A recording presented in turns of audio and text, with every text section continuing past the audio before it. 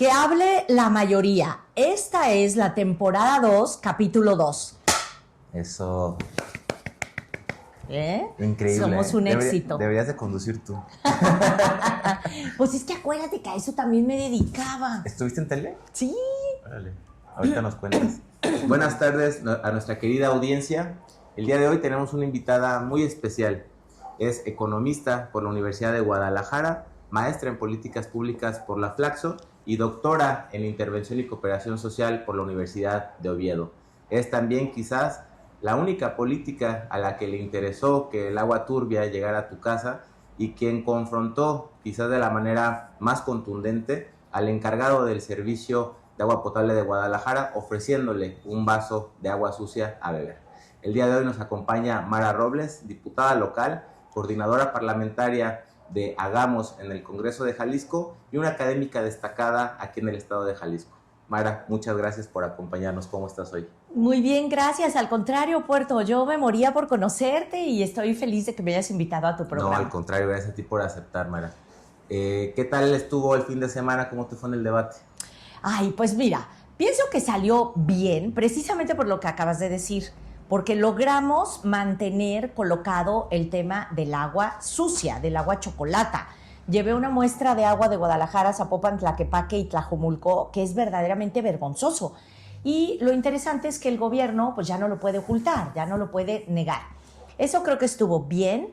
Creo que estuvo también bien que logré decir por qué creo que hay que votar por las Claudias, porque son mujeres, porque son madres trabajadoras, porque mucha gente les vamos a ayudar a que sea un gobierno eficiente, a que no solamente no sea un gobierno corrupto, sino que sea un gobierno que resuelva los problemas. Y bueno, pues me reí porque les dije que voten por Hagamos, porque es el partido que menos propaganda tiene.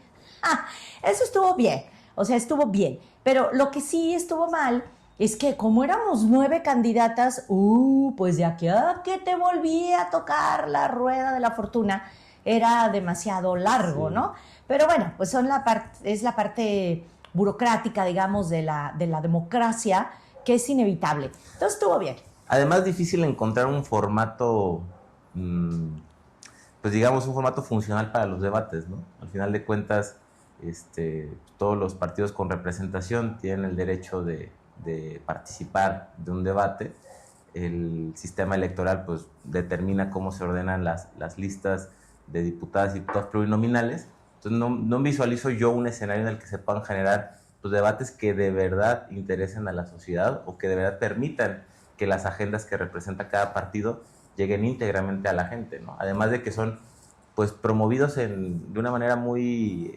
es más, ni siquiera son promovidos, vaya. O sea, no veo yo un ejercicio contundente por parte del instituto de que la gente se acerque a los debates o de que participe de ellos. Esa es la verdad, y además las campañas, ya en serio, deberían ser menos bardas, menos carteles mugrosos, menos espectaculares, menos tonterías, mucho menos regalar cosas, y debería ser todo efectivamente radio, televisión, redes y calle. O sea, de tal manera que lo que importara fuera el juego de las ideas. Yo no bromeaba ayer cuando dije que pues donde veas más propaganda es que hay más corrupción, porque claro, evidentemente se están volando los topes de campaña. Yo creo que deberíamos de transitar pues, a un modelo de democracia mucho más real y más sofisticado. O sea, en Reino Unido, en Estados Unidos, en Francia, pues no se enredan. El formato es libre, que se den hasta con la cubeta los candidatos que realmente pueden ganar. La minoría que quiere ganarse un espacio ahí, pues lo tiene que conseguir a punta de demostrar efectividad. O sea, suena a que es más rudo, pero es más real. Claro. Porque, vamos a ser sinceros, o sea, ¿cuántas de las que estábamos ayer tenemos posibilidades reales de llegar al Congreso? Y lo digo curándome en salud. O sea, la posibilidad de que Hagamos pierda el registro en esta elección es altísima. Entonces, y somos un partido local. Futuro está también sufriendo, aunque yo creo que ellos tienen muchas posibilidades por la candidatura de Kumamoto en Zapopan. Pero si nos atenemos a lo real, debimos haber sido 3 en el debate. La de una coalición, la de la otra coalición y la del gobierno. ¿Qué hubo? Eso sí hubiera estado bueno. Y más allá de debates y de esta temporada electoral, ¿cómo se lleva ser pues coordinadora de un grupo parlamentario. Ahorita entramos un poco a la historia de cómo sucede eso. Pero este ejercicio de confrontación, para quienes nos están viendo, Mara, como les dije en la introducción, ella le ofrece un vaso de agua turbia al encargado del CIAP aquí en la zona metropolitana de Guadalajara. ¿Cómo se llevan los episodios? ¿Se llega a engrosar la piel lo suficiente o de repente pesan todavía críticas y señalamientos, sobre todo por tratarse de la participación política de las mujeres, de una minoría parlamentaria y en un tema tan complejo como es el agua, donde el gobernador ha sido no solamente negligente, sino un negacionista firme? A ver, te voy a contestar con la verdad verdadera, porque lo que me preguntaste es lo de cómo lo vivo, cómo lo siento. Fíjate, eso del vaso de agua, yo lo hice por primera vez en la prehistoria, o sea, en el año 2000, cuando fui candidata a presidenta municipal de Guadalajara por el PT. Y fui al CIAPA y en efecto pedí un vaso de agua. Y el entonces director tuvo la decencia de decirme, no, pues ¿cómo cree? Claro que no, o sea, no puede tomar agua de la llave. Luego volví a hacer el numerito como conductora de televisión del RAP TV de Radio Universidad de Guadalajara. Y entonces, en esa ocasión, el pobre hombre, o sea, sudaba, temblaba de miedo, así, no sabía cómo tomar el agua y finalmente decidió no.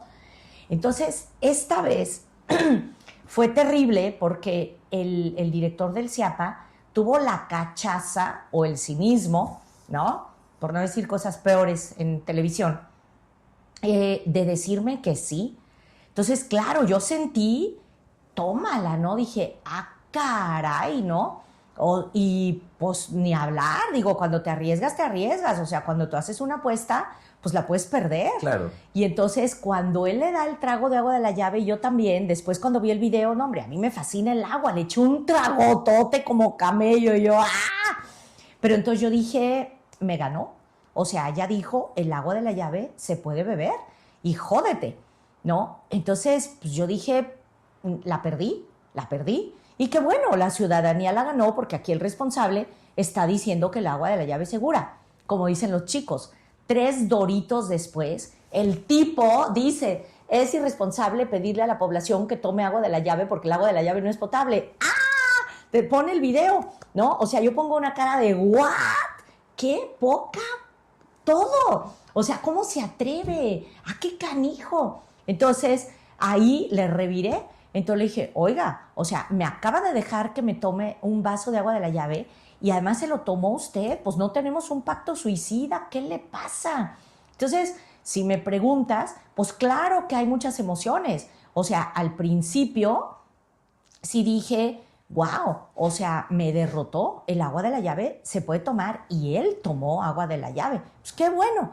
Pero luego, cuando vino lo otro, no, pues me salió el dragón que todos llevamos dentro, porque por eso me lancé a la Comisión Estatal de Derechos Humanos a poner una queja. Claro que atentó contra mi salud, con alevosía, ventaja, premeditación, pero deja tú de mi salud, es lo de menos. O sea, atenta contra la salud de la población todo el tiempo. Claro. Y es un gran irresponsable, pero ¿qué crees, Puerto?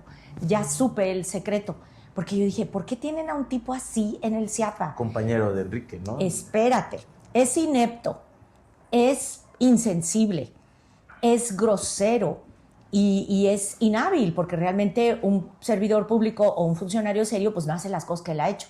Ahí te va, ¿para qué lo contrataron? Lo acabo de saber. Y ahorita siento algo también en el cuerpo, porque me arriesgo. Yo sé que lo que voy a decir es serio.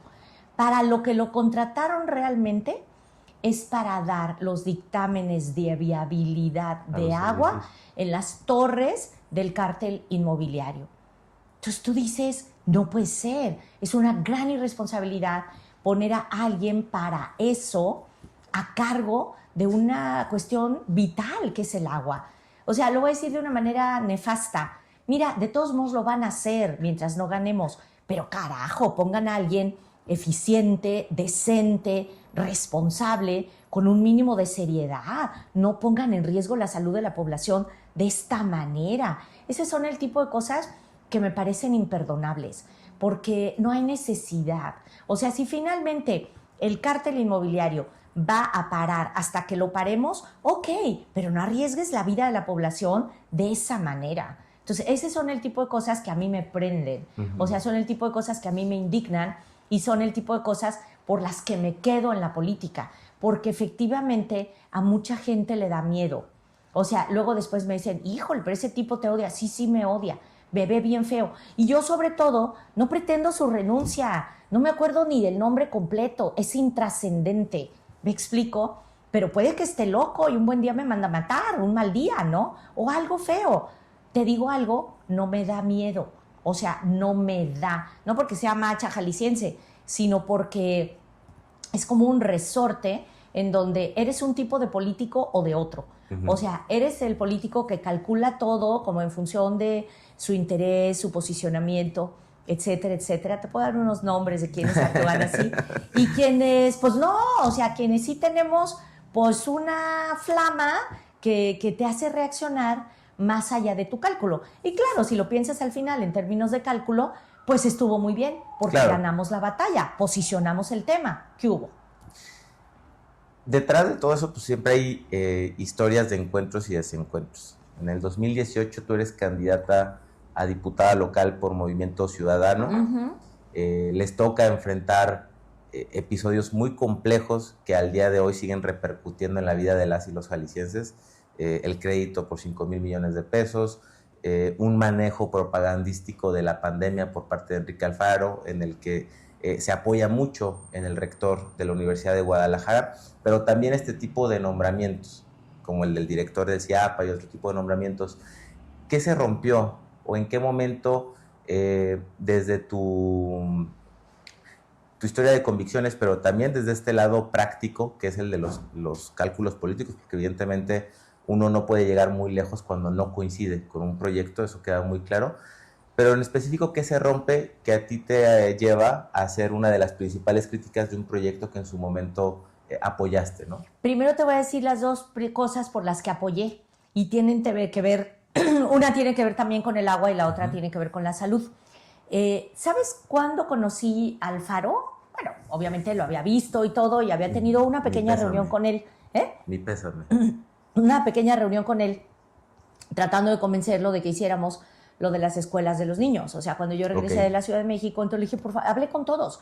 Hablé con Aristóteles, hablé con Alfaro, hablé con Paco Ayón, hablé con todo Dios, tratando de convencerlos de que lo que había que hacer era llevar la comida en las escuelas, clases de teatro, de canto, de danza, de instrumentos musicales, etcétera. O sea, yo lo que quería era que lo que había funcionado en la Ciudad de México, pues lo hiciéramos en mi tierra, ¿verdad? Luego un día hablamos de eso.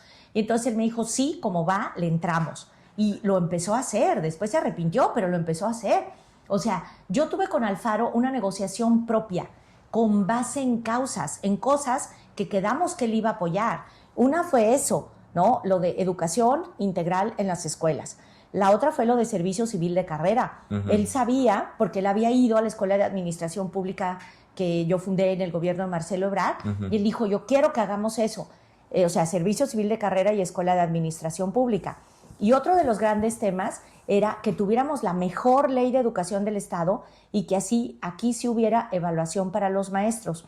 Y otro de los temas es que yo fui de las únicas tontas que le tomé la palabra de lo de la refundación, porque mi gurú, el super maestro Luis F. Aguilar Villanueva, el introductor de las políticas públicas en América Latina, estaba a cargo de eso, Puerto. O sea, imagínate, yo era la chíchara de Luis F. Aguilar. O sea, para mí eso era honrosísimo. Entonces, yo tenía un paquete de cosas con las que coincidía políticamente con Alfaro, con las que él se comprometió. Y por cierto, Alfaro, eso no lo voy a dejar de decir nunca, o sea, es un tipo muy inteligente, es un tipo muy audaz y un tipo muy fuerte. O sea, yo dije, no, pues con un cuate así, claro que podemos llegar muy lejos.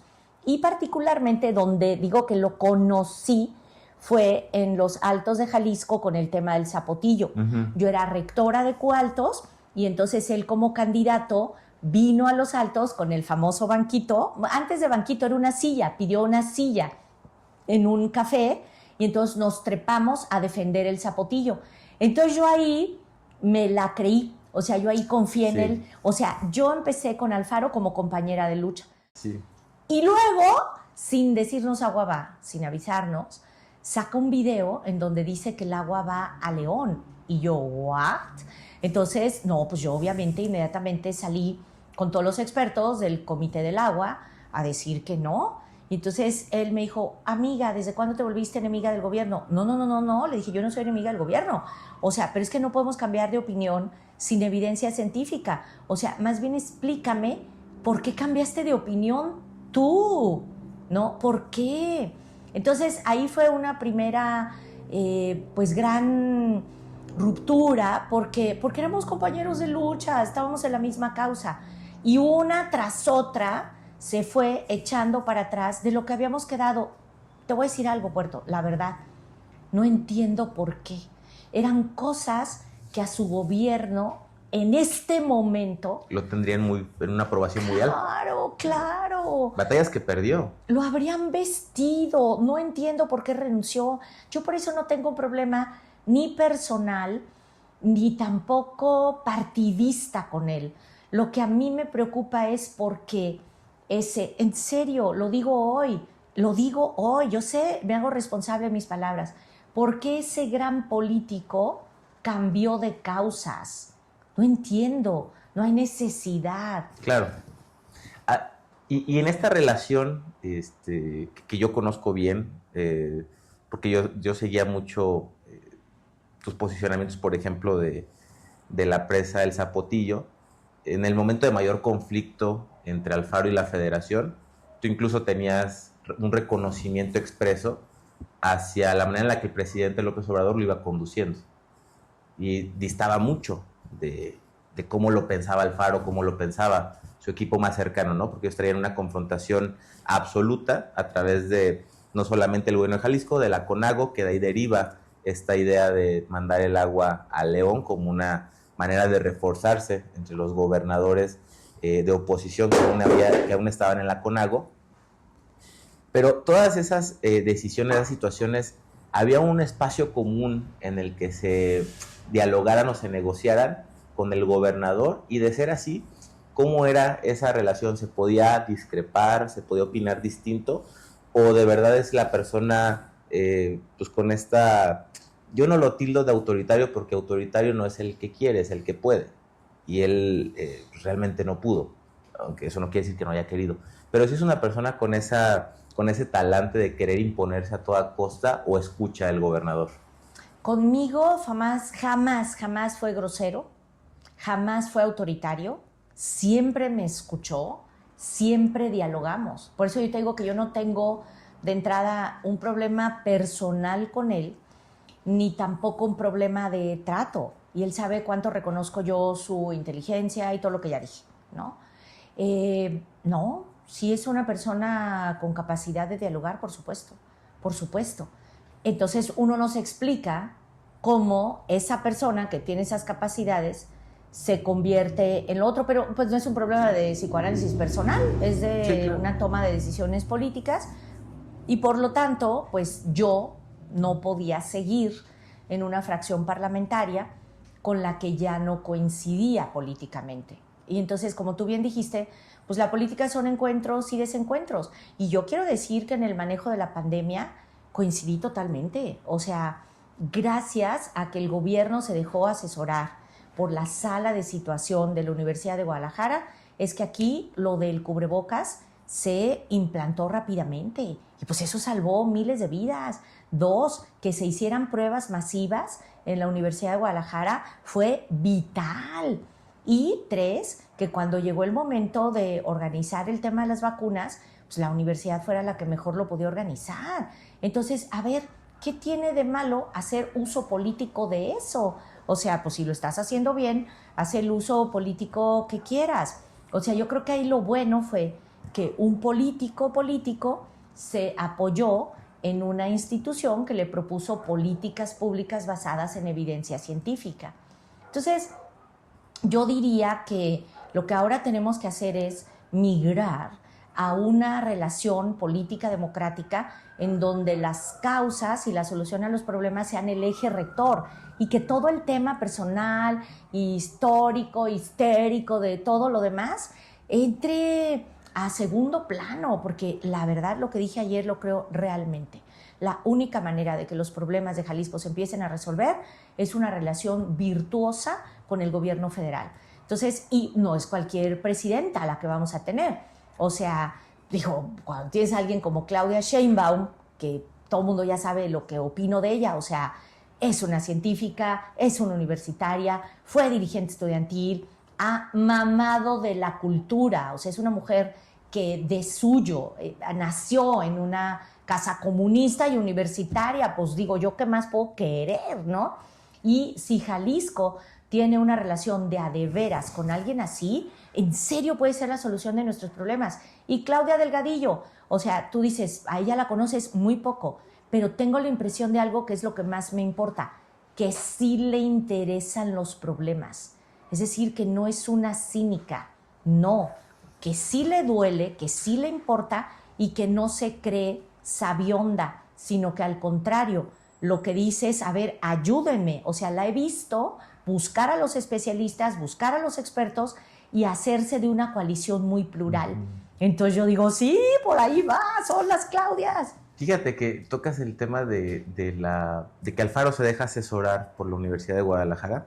Desde mi punto de vista, creo que el manejo de la pandemia en Jalisco rozó los límites de lo ética y moralmente aceptable, ¿no? Sobre todo porque se trata de vidas, al final de cuentas. Y era difícil saber cuántas se podían salvar o cuántas se podían perder. Eso es algo de lo que estoy muy consciente.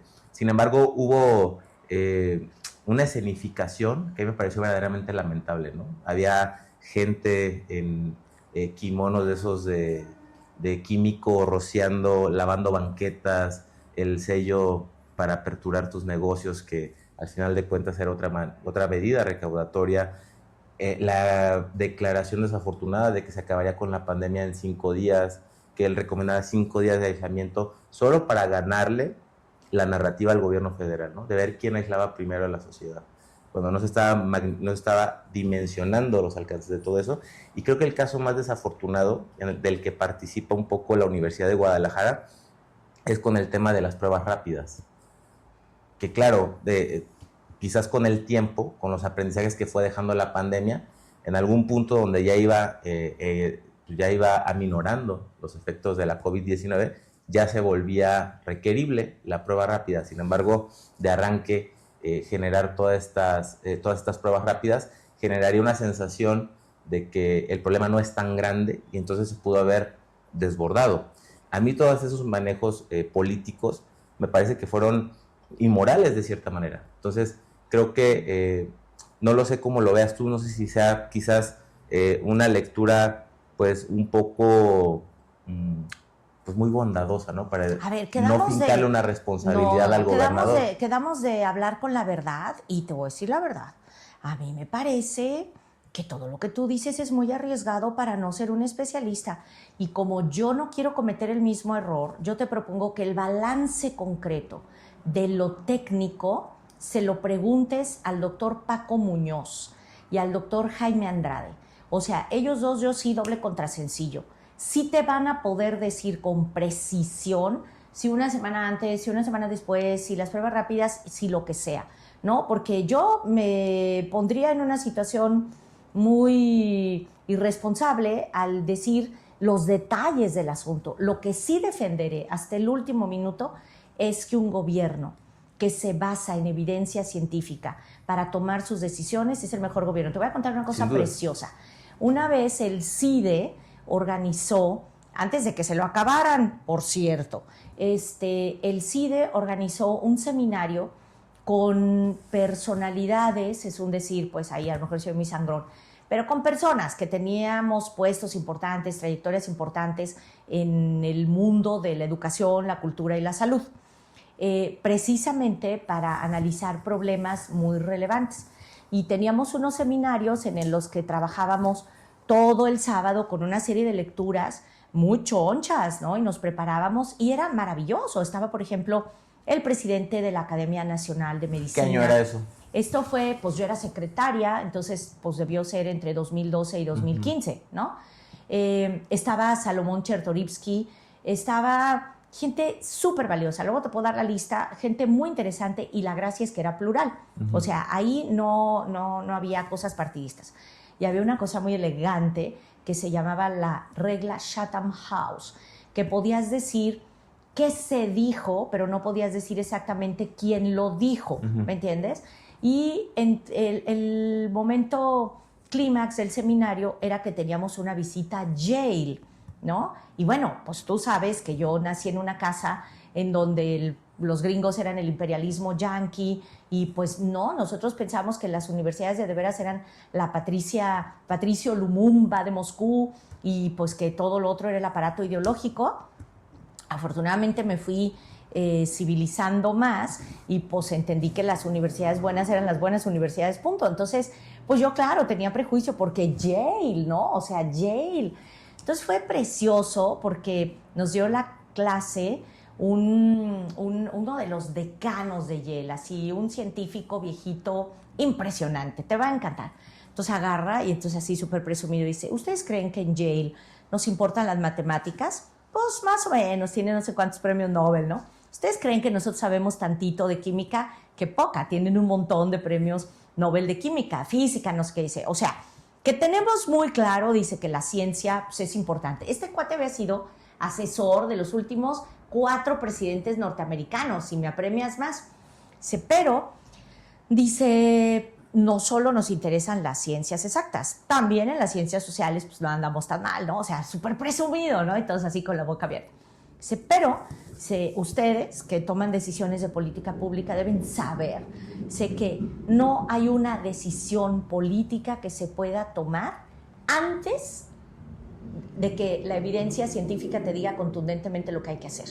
Dijo, entonces desconfía de los políticos que no leen literatura porque la única forma de entender cómo actuar y cómo reaccionar está en la historia y en la literatura. Te juro que a mí se me salían las lágrimas, porque dije, este viejito me está espiando. O sea, la verdad es que en política tienes que decidir antes de saber cuál es la verdad científica. Entonces, pues es tu historia y tu capacidad, tu intuición, tu experiencia la que te hace decidir. Entonces, a la larga, la historia te va a juzgar por el resultado. Pero cuando tuviste que decidir, no, hombre, pues ojalá hubieras sabido ya técnicamente lo que habría que hacer, ¿no?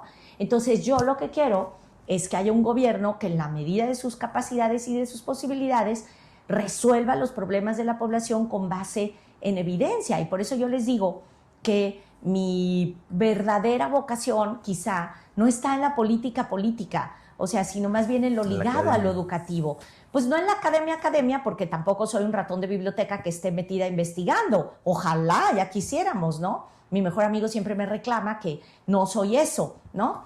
Pero lo que me gusta es la política pública basada en evidencia, o sea, que se use la ciencia para resolver los problemas. Y claro, pues eso te hace pasar algunos corajes, porque cuando ves que hacen puras tonterías dices, ¡ah, son unos ineptos!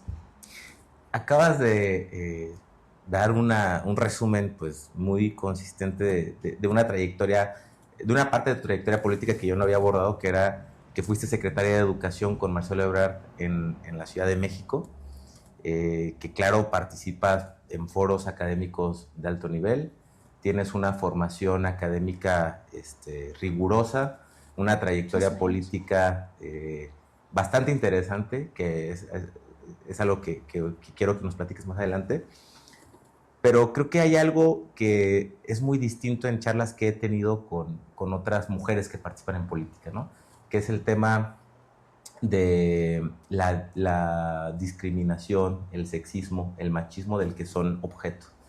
Tú, con toda la experiencia que ya cargas en tus años de trayectoria, en tus años de vida, ¿sigues padeciendo los efectos del machismo, del sexismo? ¿Eres discriminada también simplemente por ser mujer, a pesar pues, de toda la experiencia que acumulas? Sí, categóricamente sí, porque no es contra mí.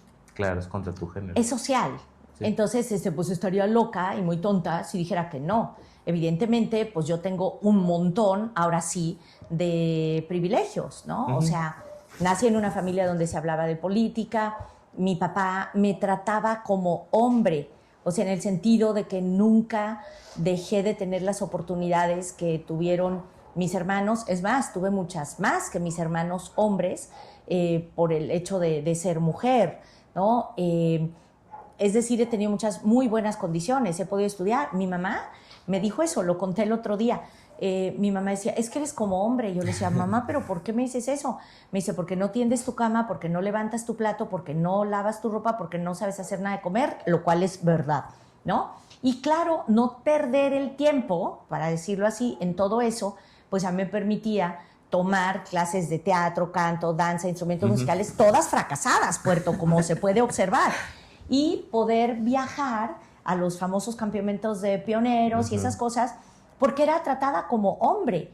Pero cuando yo me di cuenta de que eso significaba pues una terrible opresión para las mujeres, fue que hice mi tesis de maestría y mi tesis de doctorado para el pago al trabajo doméstico a las amas de casa, porque yo dije, mierda, el que yo tenga esa libertad se debe a que mi mamá, mi abuela, y en ese momento ya había trabajadora doméstica en mi casa, muchísimos años, pues claro que no había dinero para eso.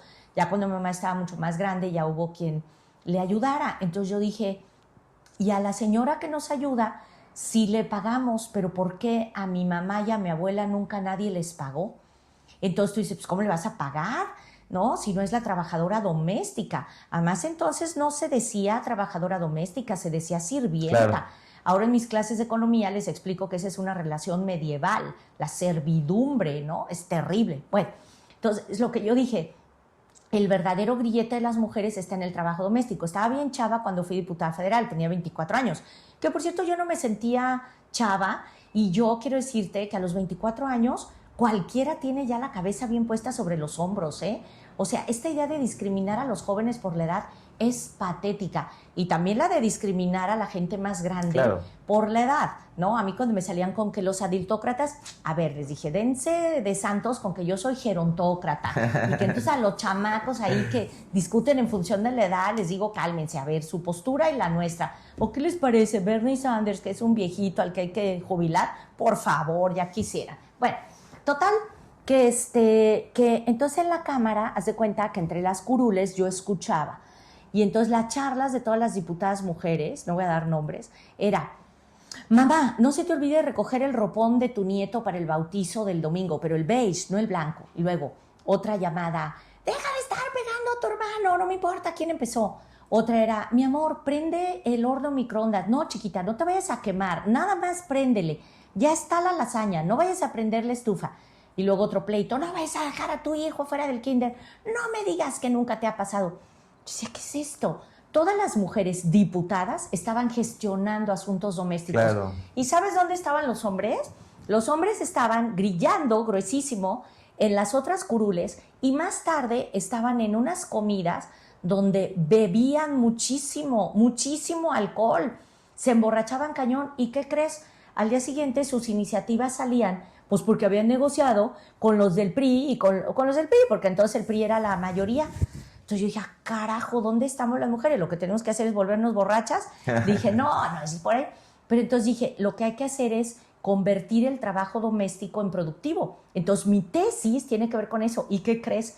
MC, para que veas, en particular Gaby Cárdenas, ha sido una gran aliada en ese tema. Y ella pudo haber sido súper egoísta y sacar solo el sistema de cuidados y no apoyar mi propuesta. La mía es distinta, camarada. No es el sistema de cuidados. No. Yo hablo de pagar al trabajo doméstico de las amas de casa, que no es lo mismo.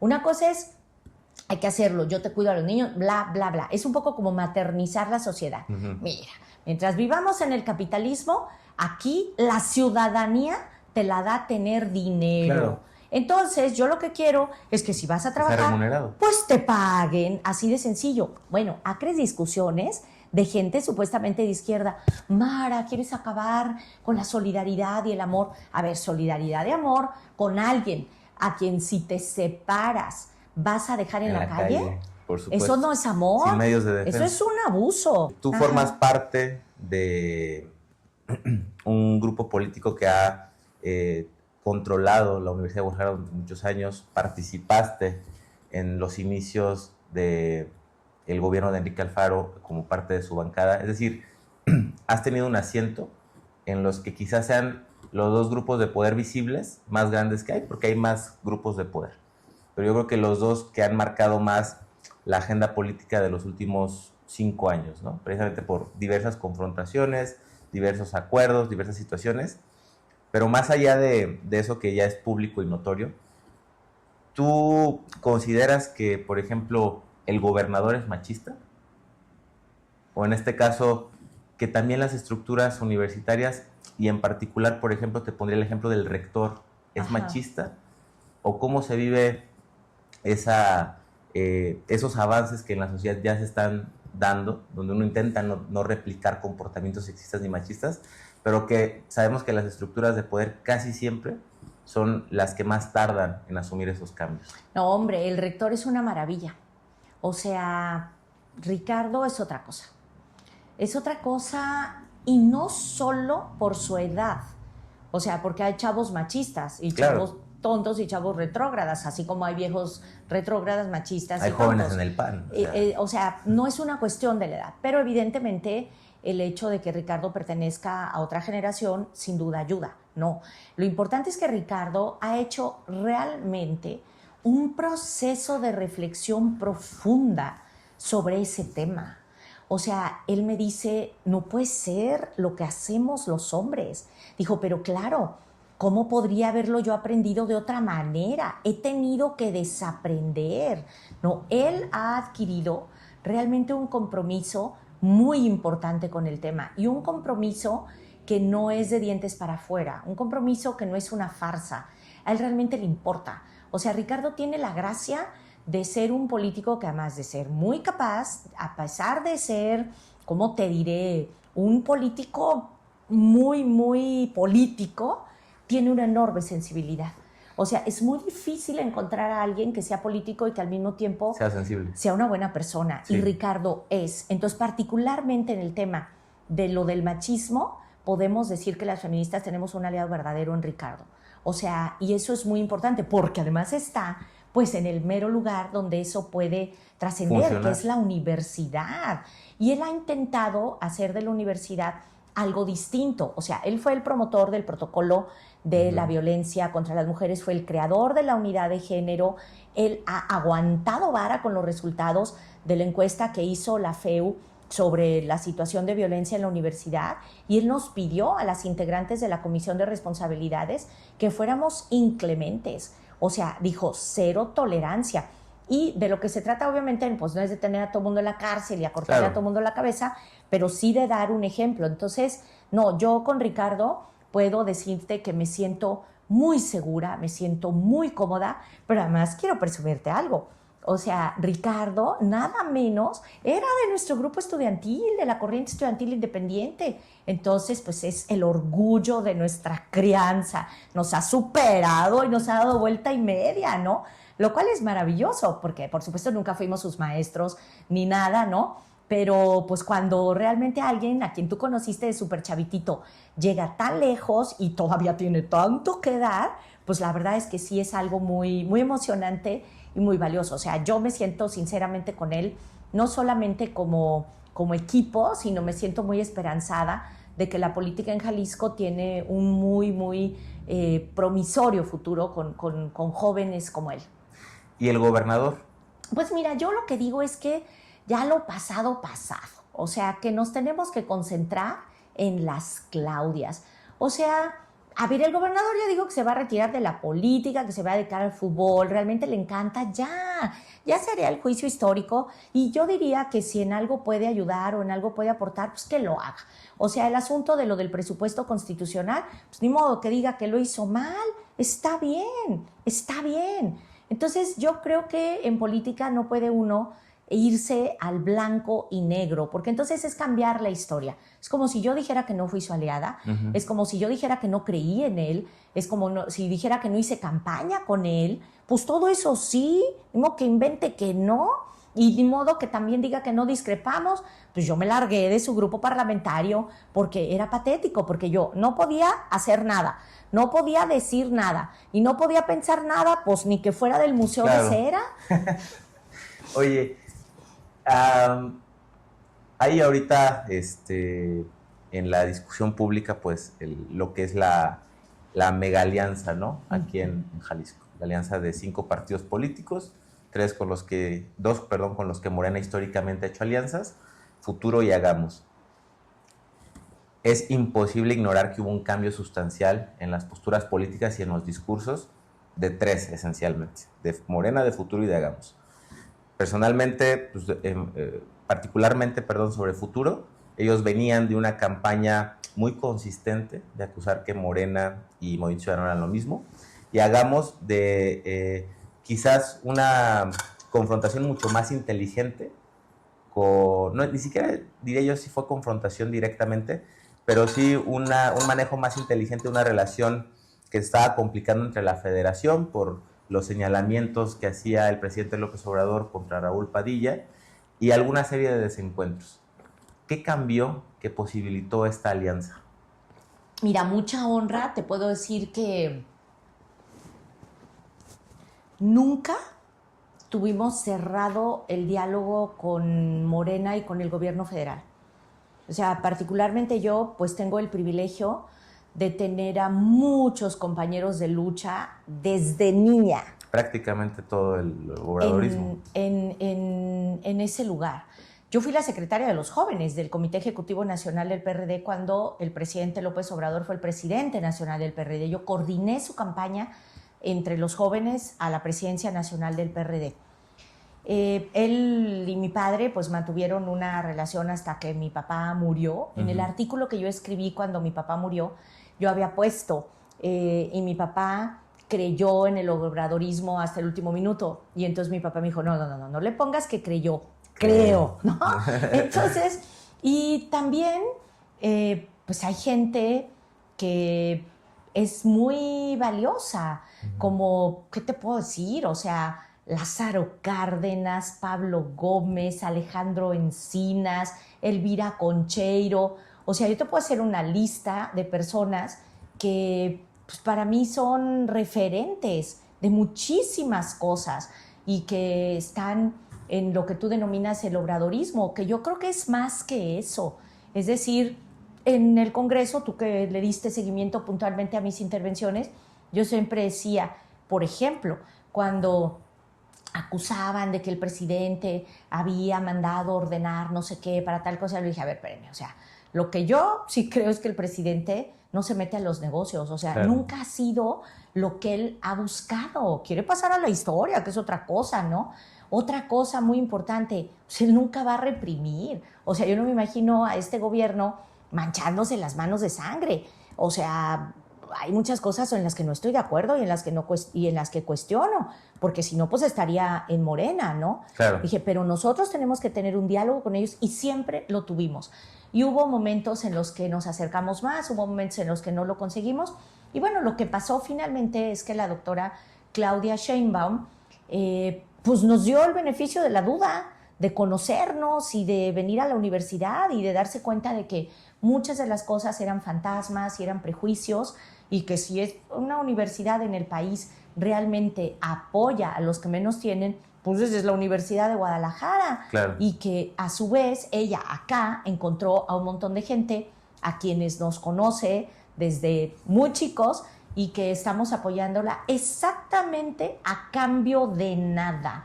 Porque no solamente no queremos un puesto, no queremos un cargo, para nada. Y no queremos nada de presiones en ese sentido, sino al contrario, lo que queremos es ayudar, porque ella pues es una gente que, como te dije hace rato, no exagero, es un sueño. O sea, que una mujer científica, universitaria, de izquierda, llegue al gobierno, claro, Puerto, ¿qué más quiero? Y yo creo que se diluyeron los prejuicios de ambas partes y que este encuentro que estamos teniendo es muy positivo. ¿Qué te propongo? Que no nos volvamos incondicionales. O sea, que yo pueda seguir siendo tan crítica como soy de algunas cosas con las que discrepo y que ustedes sigan siendo tan críticos como siempre han sido frente a las cosas que nuestro grupo también ha hecho y sostenido. O sea, lo peor que nos puede pasar es que renunciemos a lo que somos. Por supuesto. Y en ese entendido, por ejemplo, esto pues no es una charla para hablar del grupo, es para hablar de Mara. Mara Robles está de acuerdo, por ejemplo, con que el mando de la Guardia Nacional quede a cargo de la Sedena. ¿Tiene alguna observación al respecto? Y lo pregunto porque recientemente vi una gráfica que la vamos a incorporar aquí, Sí. que reflejaba algo muy interesante. La Guardia Nacional es evidente que no tiene mando civil, tiene mando militar. Sin embargo, es menos letal que la Policía Federal, que tenía mando civil. Es un dato que hay que de política analizar. pública basada en evidencia. O sea, no el prejuicio, sino el resultado. Eso. Entonces, precisamente, muy bien, está aprendiendo este chamaco. Sin embargo, pues es un tema que es una de las principales causas de López Obrador. Es una de las banderas con las que Claudia sale en su programa de gobierno. Pero también entiendo que, por ejemplo, por el lado de Futuro, por el lado de Hagamos, quizás pueda haber una opinión distinta, tomando en cuenta que son reformas que pasan por los congresos locales. ¿Tú qué opinas? Mira, los que tuvimos una relación tan cercana con la represión, pues por supuesto que tenemos dificultades para evaluar al ejército en general, ya no digamos al mexicano, a los ejércitos en general. O sea, no te olvides que mi papá fue preso político. O sea, mi papá repartió las tierras ociosas con el decreto de Lázaro Cárdenas cuando fue presidente municipal de San Blas y lo metieron a la cárcel. El Pino, que fue mi compañero más de 10 años, pues fue nada menos que uno de los principales dirigentes del movimiento del 68 y estuvo encarcelado 2 años, 6 meses, 9 días. Y a él el ejército literalmente lo hincó, le cortó la greña con una bayoneta y lo metió a la cárcel. Pero cuando el Pino fue secretario de Educación en Guerrero, gracias al ejército pudo abrir las escuelas. Entonces yo literalmente veo en el ejército a quien me salvó la vida el 22 de abril. Hoy que es 22 de abril lo quiero recordar, porque como mi papá estaba en la zona vacunando cuando ocurrió la explosión, yo corrí a Gante a ver si mi papá estaba vivo. Y entonces rápidamente nos pusimos de rescatistas a quitar piedras y en una de esas me cansé porque estábamos cargando piedras de este lado y era terrible el dolor, el sudor, el cansancio. Y además, pues yo de cuando había cargado piedras, ¿verdad? Pero la adrenalina nos hacía quitar y quitar piedras. Y entonces nos cambiamos de lado para que no me doliera tanto este brazo, sino el otro. Y cuando veo, me doy cuenta de que la casa que estaba atrás de mí se empieza a caer. Se estaba cayendo. ¡Ah! Y el ejército llegó, como debe llegar, nos quitó así, o sea, quítse bola de muchachos flacos, ¿no? Tomó control y gracias a eso se salvaron muchas vidas. Todavía algo más. Cuando la Universidad de Guadalajara, a mucha honra, montó el albergue del 22 de abril y estábamos todos como locos tratando de ayudar, de arropar a la gente, yo vi al ejército cocinando para la gente, montando camas para la gente. O sea, el ejército que yo respeto, admiro y amo, pues es el ejército del DN3, el que salva vidas. Te voy a decir una exclusiva, te voy a dar una exclusiva. Yo haría que este país tuviera un ejército sin armas. Eso haría de nuestro país, además, un país muy poderoso en el concierto internacional. No lo estoy diciendo a lo tonto, ¿no? Entonces, yo creo que hay que valorar objetivamente. Creo que en general darle poder a los militares en ningún país del mundo es una buena experiencia. No. Creo que la circunstancia que enfrentó nuestro país lo ha hecho inevitable, ¿no? Leo a gente como Eduardo Guerrero, leía, lamentablemente ya no está entre nosotros, a Alejandro Ope, a Marcela Gómez Alce, a otros expertos en seguridad que particularmente estudian el ejército, y creo que hay que dar una respuesta seria en función de los resultados. O sea, yo no haría un mitin de estamos en contra de la militarización per se, si los resultados de ese ejército han sido positivos, pero también, si me preguntas, pues yo preferiría un ejército sin armas, y creo que la salida que Claudia Sheinbaum está dando es muy buena. Dijo, a ver, por lo pronto seríamos unos irresponsables si le movemos. Claro. Hay que hacer una valoración y hay que decidir lo que sea más productivo para el país. Entonces, pues yo creo que cuando uno tiene seriedad y serenidad, es muy difícil que te embosquen en un callejón sin salida de, pero entonces, ¿a favor o en contra? Pues a favor depende cómo, ¿no? Y en contra te daré mis argumentos de por qué. Yo por eso creo que nosotros, en buen plan, le podemos ser muy benéficos a Morena, porque en la medida en que nosotros no somos fanáticos, es decir, no estamos del lado de los que se desgarran las vestiduras a favor de alguien a quien quieren endiosar, y flaco favor le hacen al presidente, porque el presidente es un político de un tamaño que va a estar muy difícil que podamos encontrar en muchos, muchos años. Por supuesto. Y por supuesto, si también te pones del lado de que le critican y casi se suicidan diciendo que porque trajo el comunismo, pues eso es absurdo. Entonces nosotros tenemos una valoración política, no digo que objetiva, pero tenemos una valoración política serena sobre la base de los hechos. Y pues un día invítame para que los defienda, porque particularmente lo que ha ocurrido en la economía y lo que ha ocurrido en desigualdad y en pobreza ha sido muy notable, muy valioso. Y mantengo mis críticas de que no llegaron a aumentar el presupuesto para educación como debería. Pero ahora con Claudia lo vamos a solucionar. Fíjate que si hoy terminara el sexenio de López Obrador, su primer promesa de campaña estaría incumplida, que sería el tema de Ayotzinapa, de los 43 estudiantes desaparecidos. Y mucho de eso, y también esclarecer los crímenes de la guerra sucia. Y mucho de eso se ha ¿Y tú por trabado, qué crees? se ha trabado por la influencia del ejército. Ah, mira, él lo dijo Porque, directamente, sí, muy claro, honesto. Porque hay un tema, les hemos dado mucho poder a un ejército que ha demostrado ser incapaz de transitar en marcos democráticos. Es decir, les permitimos hacer obras, hacer infraestructura, les encargamos temas esenciales, que tiene su lógica porque se gobierna para más de 100 millones de personas, no únicamente para 4 o 5 agendas políticas, que son urgentes por ser temas de derechos humanos, pero sí plantea una contradicción de valores tremenda el rol del ejército. No puedes darles funciones esenciales y no esperar que en algún punto se sientan ellos con la autoridad de hacer política, por ejemplo. Claro. De ahí que se tenga que haber un debate muy serio sobre qué camino van a seguir las estructuras de seguridad pública, de defensa nacional, y empezar a acotar ese poder que se puede desbordar desde mi punto de vista, ¿no? Pero Pues es una ahí, opinión personal. Pues, pero es muy bueno que tú tengas una opinión personal y que la defiendas, y eso no te convierte en fifí, enemigo de la transformación. Ah, no, yo fanático de López Obrador siempre. Bien, o Ciego. sea, no, pero tienes opiniones como la que acabas de dar, o sea, es muy importante porque lo que queremos, o sea, al final de cuentas, ¿qué importa en un político? La verdad, que resuelva los problemas de la población, Sí, que sin garantice la seguridad, es decir, la vida de las personas, y por lo tanto nosotros tenemos que gobernar mejor. Eso es lo que tenemos que hacer. Por eso lo que te digo es que a lo mejor... La histórica misión de la política, Pues garantizar sí. la felicidad de los demás. Pues mira, no sé si la felicidad, porque Depende eso de qué les haga feliz a cada la felicidad quien. está muy sobrevalorada, pero la vida es así que pues no hay más que una, entonces esa hay Eso que sí. salvaguardar. Y hablando de vidas bien vividas, creo que la tuya es ejemplar en ese sentido. Y hay una pregunta que yo tengo en la cabeza desde el otro día que fuimos al café. Virgen Santa, ¿qué me va a preguntar? Fidel Castro, ¡Ah, caray! ¿cómo es estar con quizás una de las personalidades más magnéticas de la historia de este mundo y quizás uno de los políticos más sagaces del siglo XX? Tú lo tuviste de frente. Increíble, es increíble.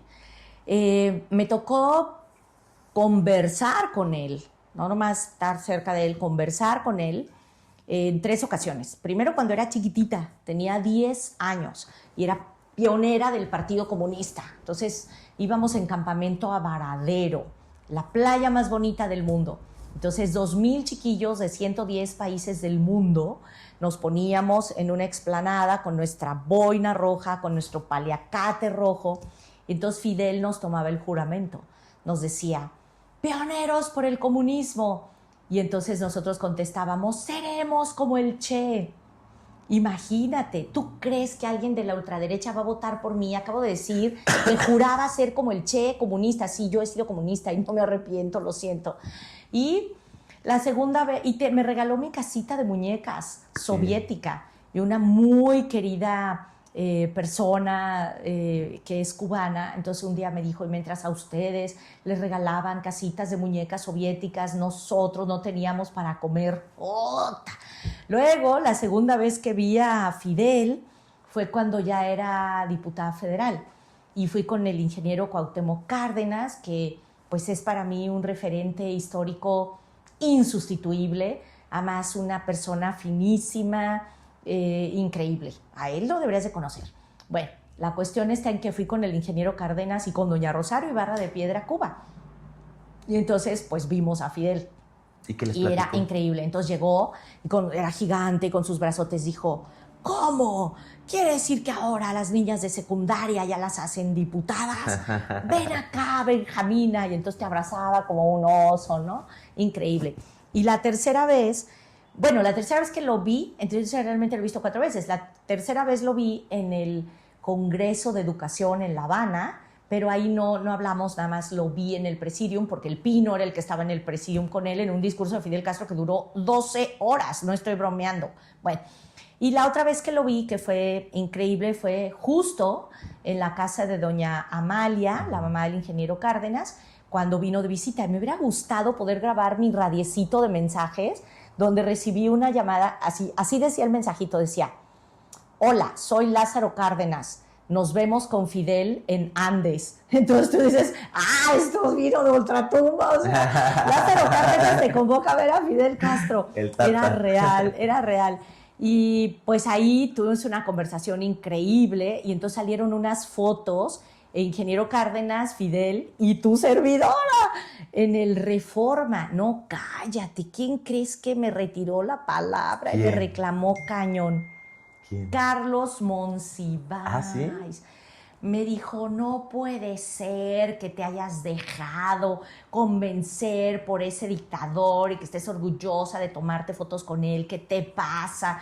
Es una dictadura y no solamente es una dictadura, son unos homofóbicos. Y yo, Monsiváis, por favor, o sea, auxilio, que a mí me regañara Monsiváis era una cosa como que... Me lo imagino. No, terrible. Entonces yo sufría muchísimo y decía, pero qué contradicción. Y sí, te voy a decir algo, la última vez que fui a Cuba con mi papá, porque no lo vas a creer, mi papá era comunista y todo esto y no conocía Cuba. Órale. Y entonces cuando llevamos a papá a Cuba ya estaba bastantón enfermo, ¿no? Y entonces yo me di cuenta de que ya era imposible hacerme de la vista gorda, que había muchas cosas que eran absolutamente injustificables y que yo no podría sostener no públicamente, que están en contra de todo lo que defiendo acá. Y entonces dije, híjole, pues yo me voy a tener que privar de uno de los mayores placeres de mi vida, que es venir a Cuba. Claro. Yo no puedo volver a Cuba hasta que... ¿Cambie la situación? Pues hasta que se resuelva lo que los cubanos quieran. Es su derecho, es su soberanía. Pero pues tampoco podemos hacer como que solo porque fuimos consentidos de Fidel, entonces no pasa nada, ¿no? Sería deshonesto. Lo entiendo. Ya te quitamos mucho tiempo, Mara. No, hombre, encantada. Hay una última pregunta. Creo que como nunca antes este país está a punto de cambiar en muchos sentidos. Ya inició un proceso de cambio, pero que va a tener ahora uno de sus momentos cúspide, llevando a la presidencia de la República, la primera mujer en la historia de este país. Creo que nos tardamos. Desde ¿Y qué punto mujer? De vista. Una mujer súper capaz, sí, que sabe gobernar, que tiene historia de lucha, además. Sí. Eso te da un extra muy importante. Pero también probablemente estemos ante la primer gobernadora del estado de Jalisco. Lo tenemos que lograr, Puerto. Lo tenemos que lograr, ya no hagas duda. Nada más que campaña, carajo. Eso basta. Estoy haciendo. Sí, hagamos mucha campaña, mucha, que gane. Pero ¿tú qué opinas? ¿También veremos a la primera rectora de la Universidad de Guadalajara en estos años que serían de cambio? Absolutamente segura, estoy segura, claro que sí. Y en estuvo ese sentido, bueno, pues que es absurdo, como dije ayer en el debate, pues ¿qué es eso? Claro. ¿Y a ti te gustaría ser rectora de la Universidad de Guadalajara? Pues mira, me lo han preguntado varias veces, cosa que me honra muchísimo, ¿verdad? Y pues no es de que si te gustaría, es de si puedes. Y además de si puedes, si eres la persona más indicada. A mí lo que más me gustaría es que la calidad académica de la Universidad de Guadalajara se potencie sustancialmente. Tenemos que seguir siendo los mejores y superarnos. Me gustaría muchísimo que la Universidad de Guadalajara mantenga su honestidad intelectual para que así como en el Zapotillo dijimos, esto es lo que dice la evidencia científica y por lo tanto pues no podemos cambiar de opinión según los vaivenes de la política, siga siendo vertical, ¿no? O sea, y también me gustaría, esto voy a decirlo y es tremendo, a lo mejor eso me quita puntos, pero yo sí creo que la universidad tiene que garantizar que la gente que menos tiene entre a la universidad. Antes había examen socioeconómico, después se quitó. hablando de meritocracia, para hacer el College Board, que garantiza que lleguen los mejores. De todos modos, siguen llegando los más pobres. Pero si a mí me preguntas, yo creo que tiene que seguir habiendo una acción afirmativa a favor de que llegue la gente que menos tiene. Y en ese sentido me parece que no es que obviamente sea una universidad clasista, ni mucho menos, pero somos la única posibilidad de la gente que menos tiene, Puerto. Entonces, tiene que crecer el presupuesto sustancialmente, se tiene que manejar con transparencia, con verticalidad, tenemos que ser el ejemplo y, por lo tanto, yo desde donde esté, mira, he tenido, como ya dije, el privilegio y el paquete de tener un montón de cargos y no me he enriquecido, a mucha honra. En ese sentido, para mí lo importante no es el cargo, es la causa. Y entonces, si puedes empujar más a la causa, con o sin el cargo, yo ahí quiero estar. O sea, porque claro, pues de lo que te gustaría, pues está muy bien, pero tienes que ser la persona indicada. Falta para eso. Ahorita yo tengo una meta muy concreta. Se llaman las Claudias. Tiene que ganar Claudia Sheinbaum, que eso... ahí va, ya. No hay que decir que ya lo logramos porque, pues, si no, la gente va a decir, pues es sí, cosa. No, Deja tú de confiarse. La gente tiene que salir a votar como loca, masivamente.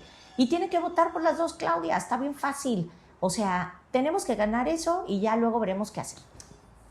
Mara, pues muchas gracias. Te agradezco mucho que nos hayas dedicado tanto de tu tiempo. Creo que ya te robamos la hora.